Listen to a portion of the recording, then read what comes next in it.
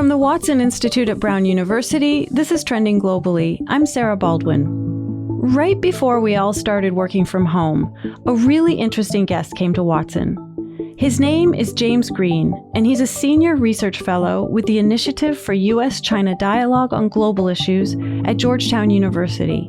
Before that, he worked for years as a public official on U.S.-China relations. Oh, and quick plug, he also has his own podcast called U.S.-China Dialogue, which we highly recommend. While working for the U.S. government, he was one of the people actually meeting with Chinese officials, representing the U.S. person to person. These are the kinds of meetings that really matter. They lay the groundwork for the big agreements or negotiations that eventually make headlines. On this episode, James sat down with Ed Steinfeld, a fellow expert on U.S.-China relations and the director of the Watson Institute, to talk about this unique line of work. They go from the nuts and bolts, like how diplomats schedule meetings, to the big picture, like how international crises are averted. In between, they answer a bunch of questions you didn't even know you had. There has never been a more important time to understand the relationship between these two countries. This conversation will help you do just that. Here's Ed. James Green, welcome back to Brown. I'm so excited to see you for a lot of reasons, but let me just name two reasons why I'm so happy to be talking with you. First, you're hosting what I think is a phenomenal podcast series through Georgetown University. It's the U.S.-China Dialogue podcast, and I have lots of questions to ask you about that. But the other, even more important reason is that you yourself have had and continue to have a distinguished career as a diplomat and a foreign policy professional. From 2013 to 2018, you served as Minister Counsel for Trade Affairs in the Office of the U.S. Trade Representative in the U.S. Embassy in Beijing. And then prior to that, and from 2006 to 2010, you served on the U.S. Secretary of State's policy planning staff for East Asia, and you were also China Director on the National Security Council. So just an incredible range of experience and impact. I thought we'd start by asking, can you talk about some of the highs and lows of your diplomatic experience? Ed, great to be here. Thanks. Wonderful to see you and your career since we first met 20 years ago. Also incredible, both in the academic and here at Watson. So congratulations. Thank you. On that. I would say the campus looks kind of the same, except for these beautiful buildings here at Watson. So that's really nice to see. One of the great things about Brown, yes, the buildings have changed, but we have such phenomenal students and alums, and you are an example who come back and share your knowledge and teach us. It makes me very happy to be here. Present company excluded. Yeah, on my highlights of my career, maybe I'll just mention two things. One was November 2017, when President Trump came out to China for his first and only state visit. I was one of the many embassy personnel seated at the state banquet gala dinner. And, I'd spent most of my career studying Chinese, not here at Brown in graduate school. And so they have little name tents around the table. And so you know who you're going to sit next to. And I thought, well, my Chinese is pretty good. I'll see who I'm sitting next to. And I was like, oh, some guy named Yao and someone named Deng. I don't really know who that is. Ms. Deng, whatever. And then I see Yao Ming coming over to sit next to me. And I was like, of course, it's Yao Ming. Like, yes, that's his name. And I just didn't put it all together. And then the other person was Wendy Deng, Rupert Murdoch's former wife.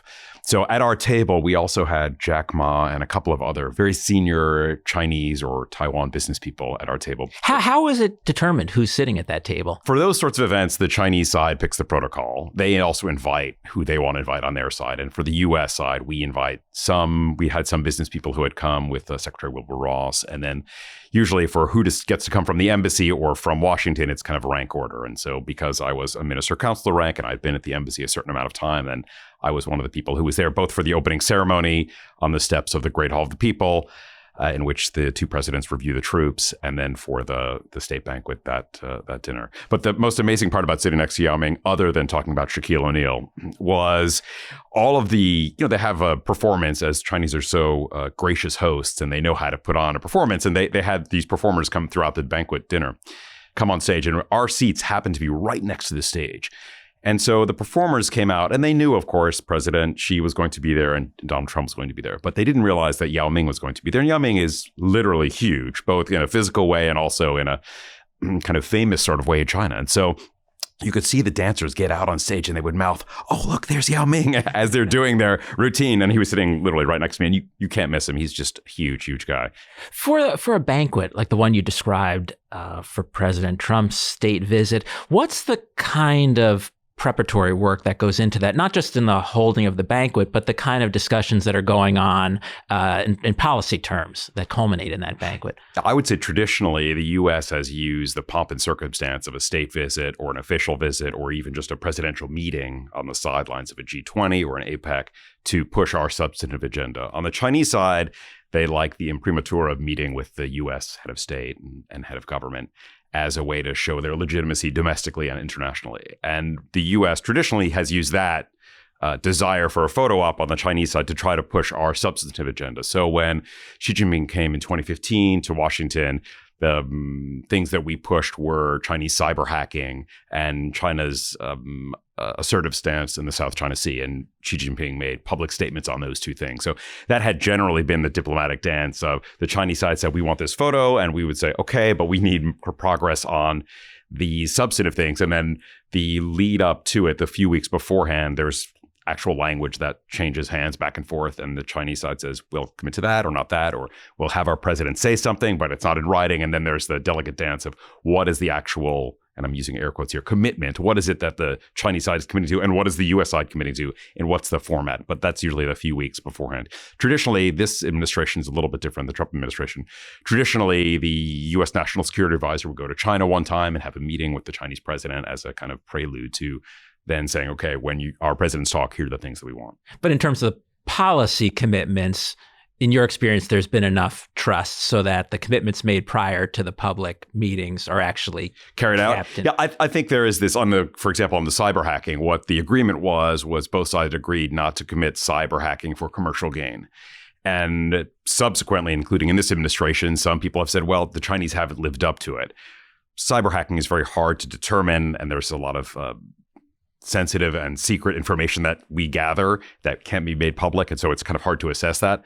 I think for things that are as a broad policy statement, for things the Chinese commit to publicly, they try very hard to live up to them. It doesn't mean it always works. And I'm sure they say the same thing about us in their commitment. I mean, if you look at the three communiques that the U.S. and China have about Taiwan, the third communique, which was in the Reagan administration, 1982, the U.S. pledged to diminish the amount of arms being sold to Taiwan. And from the Chinese point of view, we haven't lived up to it.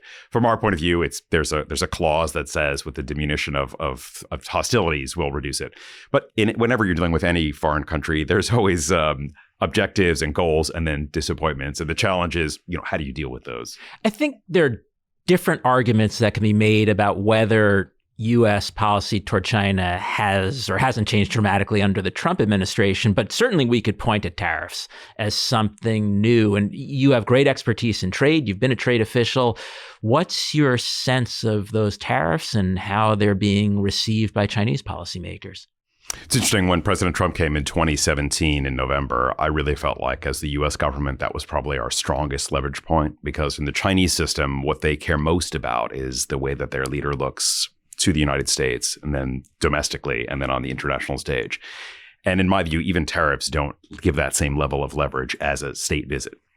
So I think we unfortunately missed the opportunity to really push for some things in that state visit in November 2017. Tariffs, Chinese are not happy with for economic reasons. Can I just interrupt? What do you think could have been asked, or how could that leverage have been employed? Well, the document that was released in January 2020 about this trade agreement that the two sides reached could have been reached, in my view, in probably November of 2017. The things that the Chinese committed to on protecting intellectual property, forced technology transfer, even purchases, to be honest. I think the Chinese and financial services market access, those sorts of things, Chinese probably would have agreed to in November of 2017 if we had laid the groundwork and said, okay, our two presidents are meeting 3 months hence. What do we need to make that a success? And if we had given those policies or requests on the Chinese side, they could have been talked through. And the document that would have come out of it, in my view, would have looked very similar to what we saw in January 2020.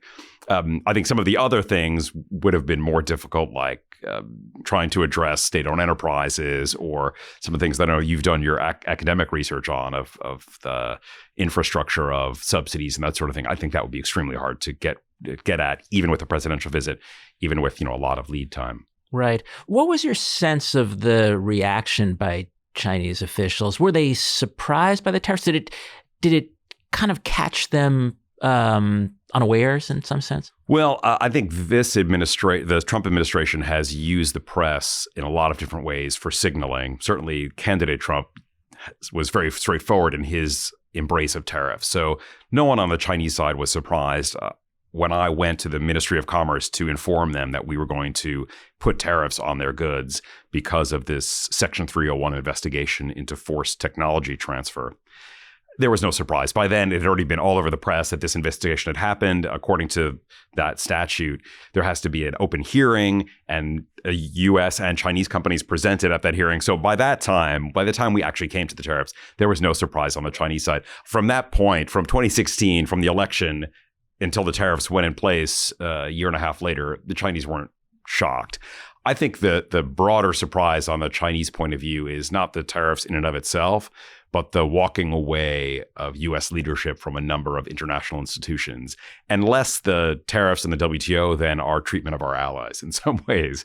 Because in some ways, it's a gift to the Chinese government. The Chinese government has been trying to undermine our alliance relationships with, say, Korea and Australia and Japan really since the 1970s. And in some ways now they've succeeded. That is, our alliance relationships with those countries are quite tense, not because of the Chinese, because of domestic factors in the United States. And so I think that and the troubles the U.S. has with Europe now, all of that undermining of U.S. leadership, I think that's what surprises the Chinese at a kind of geostrategic level. The actual tariffs, again, I think they expected it even if they weren't happy about it. How does that surprise about American, maybe call it withdrawal from certain alliance commitments, or the suggestion of withdrawal, how is that manifested? And you mentioned that you have professional relationships with your counterparts in the Chinese system, and then there's a certain level of personal comfort where you can have a conversation after the meeting. So do you sense in those off-the-record conversations a real shift in Chinese attitudes, Chinese official attitudes?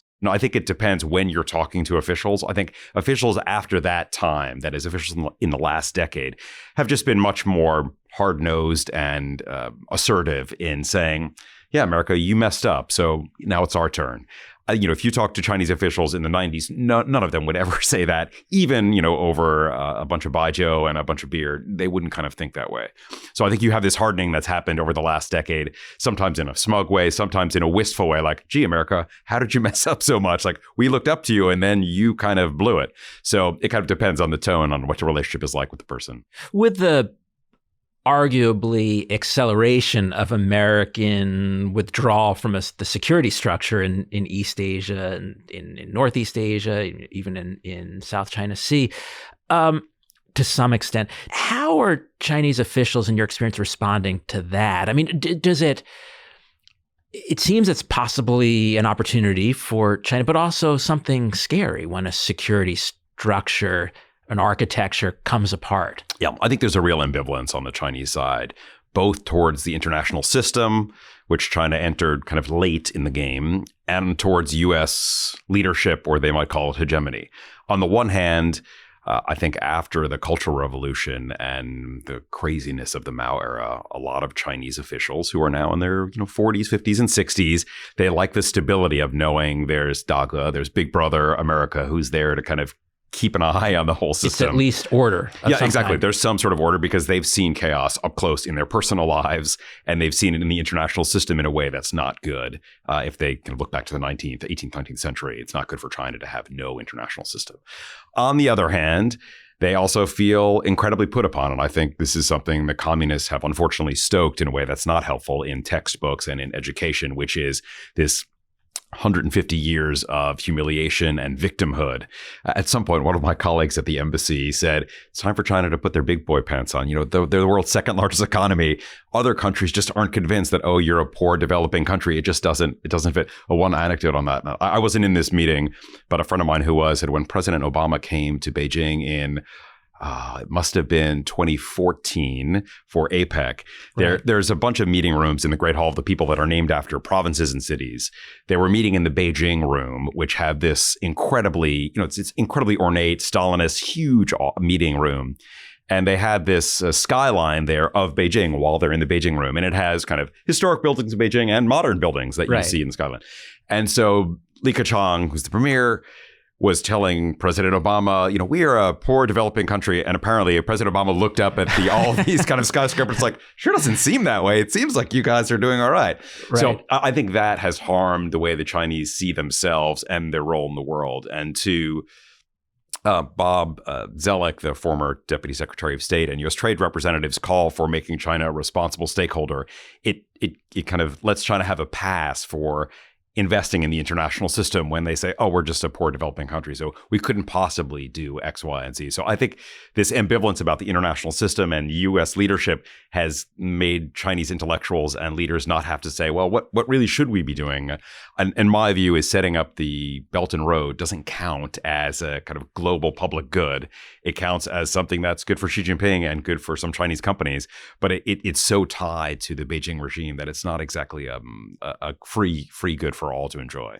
In the end, I think that project will fade in importance because China won't have the money. Right. And private investment's not really going to go in, and World Bank money will be quite limited. And so I think it'll be an interesting idea, a concept in search of actual projects. And there'll be some that'll be under that rubric. But I think the bigger test is the Asia Infrastructure Investment Bank. Right. That is an institution. It has kind of rules. It has an international workforce, and will that kind of survive in a serious way? We'll see.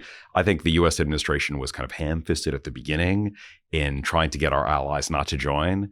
And in the end, it worked out okay, probably a black eye to the United States in the way we handled it, and our allies weren't so friendly. But in the end, we said, look, you need to have high standards. And in fact, AIIB has high standards for lending and co-lends with the World Bank and other international financial institutions. So it's not a bad end result. I think probably the Chinese got a good political boost, and we didn't do such a great job diplomatically. But watching what happens with that in the next decade was very interesting. I completely agree. Why do you think it is that the Americans under the Obama administration were so hostile, so reluctant on the Asian Infrastructure Investment Bank? I think the mood in Washington now is even much darker than then. Clearly, like the national security state and almost everyone involved in China policy, there's only one way, which is to be tougher on China. There used to be kind of institutional checks and balances. So you might have some trade or commercial related agencies like Treasury or Commerce or USTR say, we should let Chinese investment in. And you might have security agencies like DOD or even, NSA say, look, there's really a danger. Now no one gets points for saying, let's let Chinese investment in or let's do a favor to China. So I think that's a little bit dangerous, that kind of groupthink of like, well, some things China's doing is an actual threat to the United States. Other things, actually, we should be fine with. I think at that moment in the Obama administration, there was concern that the U.S. was losing the war for hearts and minds, if you will, for the region, and that we could only do one thing, which was if China has an idea, we need to oppose it to show that we're opposing it. And from there, I think their point of view, we were opposing Chinese assertiveness in the South China Sea. That was that domain. And so now on the diplomatic domain, we should try to oppose where we can. Again, I think it was probably not particularly wise, given that for countries like Japan, they're right next door, or for countries like Australia, why would we put countries in that position? If you force countries to choose, that's the place they don't want to be. Right. In a way, we, the Americans, seem increasingly trying to push countries to choose U.S. or China, and that's a challenging choice, frankly, for many of the countries involved, it seems. I want to make sure that we talk about your podcast, which, as I said, is phenomenal. A number of the people you mentioned just now have been guests on your podcast, and frankly, pretty much every luminary in American policy toward China, virtually every luminary has been a guest on that podcast. It's an extraordinary historical record, among other things, that you've been able to compile. What's your sense of some common themes that have come out from these various interviews that you've done so magnificently? Thanks. That's very kind. I tried to balance different administrations since 1979 till now, since we established diplomatic relations, and then different agencies, different administrations. And I tried to balance the cabinet secretaries who think they're important with the people who actually do the work, who are a couple rungs below that, the assistant secretaries or undersecretaries, or even sometimes a little bit below that, the ones who actually have the experience of dealing with China. With all due respect to the cabinet secretaries, I'd have to say I personally enjoy the interviews with the doers. The people who are, they're the ones who have the experience. They're the ones who I think, for me, have the most compelling personal narratives about their interaction with China. People like Ambassador Stapleton Roy, who was born in China, grew up in China, and then left when the communists came to power and then came back as an ambassador and a couple of things. Yeah, incredible personal stories, but also he has a lot of experience in dealing with China. If you're a cabinet secretary, even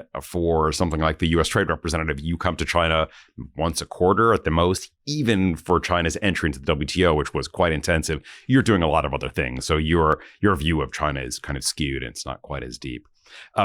I just wanted to mention for 1 second why I did the podcast and then talk about some lessons. Well, one of the reasons I did it was, one, some of these folks are not getting any younger, and I felt like capturing this oral history was a good time now. Yes. There's also, I think, been a fair amount of misrepresentation about the last 40 years of U.S.-China relations. A couple of articles have come out by former officials saying, did America get China wrong, or America's failed China strategy? And I think that's historical revisionism to say, we should have stopped China from coming into the WTO, for example. This administration, the Trump administration, said it was a mistake to let China into the WTO. The obvious rejoinder is, okay, what was your other choice? Were you going to stop China from joining the WTO? We tried that with the UN. It worked for about 25 years, and then it didn't. China had enough critical momentum and enough other countries over U.S. objections agreed to let China into the UN through the General Assembly. With the WTO, there was no country that would have supported our blockade of China in coming into the WTO. It was time. There were reformers in China who were looking to open up. And so the challenge is, what are we going to get? The U.S. gave up nothing in terms of market access or tariffs. It was all concessions on the Chinese side. So how is that bad for the United States exactly? So I wanted to kind of correct the record that somehow engagement is a 4-letter word and diplomacy is a 4-letter word, to say, actually, when you talk to the Chinese government, you can get things that are in U.S. interests and hopefully convince China that it's in their interest. To me, as a listener to the podcast, it is so interesting to hear all of this accumulated experience and people drawing some conclusions, which are, of course, contestable, but reasonable ones about Chinese diplomatic behavior or political behavior. So I think having that on the record is so important and interesting. And as you said, there's a lot of nuance in the interviews, nuance about changes in American policy or evolution, some constancy, but nuance regarding what actually that policy was and what the motivations were. It's unfortunate that given the way the Chinese system works, we don't have a comparable podcast from China where we'd have all of these officials and practitioners commenting on their sense of... I'm working on it. So Georgetown asked me to try to get some... It's much more difficult to get a couple of former Chinese officials. So I've got 3 now, and hopefully I'll get a couple more in the spring to just have the Chinese tell their side. Excellent. Maybe it's not so simple as the U.S. side or the Chinese side. I use those terms too, but I'm curious what you think. It's early to say, but if you were to have 10 Chinese officials from the last 30 years commenting on their interactions with the United States, what would be some of their conclusions, do you think, about the American style of diplomacy or the American style of, or lack of constancy, whatever it is, in policy? What do you think their conclusions would be? I think you hinted at it. I think the change in political administration just makes it a big challenge for them to figure out what's really happening in the U.S. I also think our system, unlike almost any other government, the political appointees go quite deep into the bureaucracy. So in many other countries, the foreign minister is a political appointee or a member of the parliament. Sure, you have that. But then after that, it's all career people. So you're dealing with the same people 10, 15, 20 years. And in our system, up to down to the secretary, deputy secretary, undersecretary, assistant secretary, those can all be political. And that's kind of a meaty part of the bureaucracy. And so that's then challenging. They change over a fair amount. And I remember at the changeover to the current administration, the Trump administration, the MOFCOM, the Ministry of Commerce vice minister handling the United States, for the first year, he's like, James, who's my counterpart? Because no one had been appointed and confirmed by the Senate. So there literally wasn't someone to talk to on the U.S. side. So I think both the change in personnel and then figuring out what that new person's going to do, that's incredibly frustrating on the Chinese side because those people have been in those jobs for 10, 20 years and they're kind of used to doing it. I think the people on the Chinese side, they work incredibly hard. I mean, one of the huge differences is the Chinese bureaucracy is big in a lot of ways, but the ones actually handling the United States, it's quite narrow and a lot falls on their shoulder. The Ministry of Finance, I remember at some point I counted, China's a member of the G20 and they're at the IMF and the World Bank and they have all of these kind of international obligations in a lot of ways. And the international department of the Ministry of Finance had, 15 people. Right. And like it's just incredibly small. So yeah, you can imagine if you're the person in charge of all those things, I mean, how would you have any time to kind of eat or sleep or do anything else? And plus being in the Chinese bureaucracy is just quite straitjacketed compared to American officials. You have to do a lot more reporting. If you meet with foreigners, you have to get approval from your superiors of what you're going to say. There's a lot more flexibility, shall we say, for U.S. officials at all levels, at most senior levels, mid-level, and even junior levels to kind of probe on the other side. And the Chinese system through the Leninist party system just makes it much tighter. And then dealing with the United States, one of the things that my takeaways from the podcast, dealing with the United States, there's an asymmetry. All other countries want their relationship with the United States to go well, and they put their best people on it. And I would say, we have a mixed record. Do we put our best people on dealing with China or with Russia or with other countries? We're the big power for everyone to deal with. And so our cabinet secretaries and our assistant secretaries, they're busy kind of running a lot of things globally. China just has to focus on how do I deal with the US? I mean, they have other things that they're working on, but it does mean that they've got really good people that are working on the US and they get to kind of hone that experience. And in our system, it's just much more volatile. Sometimes we get great people. Sometimes, it's a mixed bag. Because of limits of time, James, I just want to ask one final question, a kind of very basic question. Are we in a new Cold War? Is this the new normal? And I know your perspective is both as somebody who's interviewing and interacting with lots of smart, influential people, but also yourself as a smart, influential, and professional policymaker. So what's your sense? Are we in a Cold War and is this the new normal?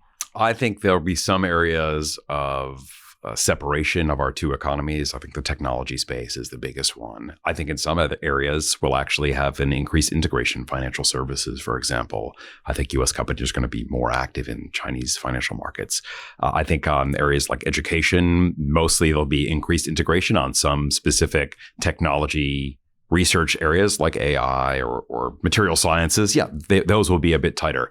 So I guess I would say I don't think we're entering into a new Cold War era. We are entering into an era in which some parts of the relationship will grow closer and other parts will be distant. I will say, not to point fingers and not just because I worked in the US government, I think a lot of this came, to be honest, from the Chinese side and from Xi Jinping, who 2013, 14, 15, said cybersecurity is national security and had a very comprehensive view of what national security was. And I think what you're seeing in this rise globally of authoritarianism is using technology to bolster the state in a way that 10 years ago, no one was talking that way. And China's very successfully kind of co-opted a lot of these technologies and now sees any sort of discussion online or offline as maybe a threat to the party in a way that was not true, certainly in the 80s and even parts of the 90s. So I'm not pointing blame only on the Chinese side. I think if you look at Edward Snowden and other kind of revelations from the U.S. intelligence community for certain countries, sure, it makes sense. We're going to be kind of worried about it. But I do think in the technology space, again, I think you're going to get some separation. But in other areas, I don't see it. And I think it's a little bit not dangerous to talk about a new Cold War. I think it's a helpful construct for people who don't kind of spend their whole time in academia thinking about these things. But I think, China is so integrated into the global economy, into the global travel system, as we're finding out with the coronavirus, that I don't think that China is going to be isolated in the same way the Soviet Union was. And I don't think the U.S. will be isolated either, despite the current leadership we have, which kind of trends isolationist. James Green, thank you for illuminating us and educating us. Thanks. This episode was produced by Dan Richards, Babette Thomas, and Jackson Cantrell. Our theme music is by Henry Bloomfield. Additional music by the Blue Dot Sessions. I'm Sarah Baldwin. If you liked this episode, definitely check out James Green's show, US-China Dialogue Podcast. We'll put a link in the show notes, and you can subscribe to it wherever you listen. And if you haven't already, you can subscribe to us on Apple Podcasts, Stitcher, Spotify, or wherever you listen to podcasts. We'll also be bringing you more episodes on the coronavirus pandemic as it unfolds from our community of experts at Watson & Brown. For more information about Trending Globally and Watson's other podcasts, go to watson.brown.edu. Thanks for listening, and tune in next week for another episode of Trending Globally.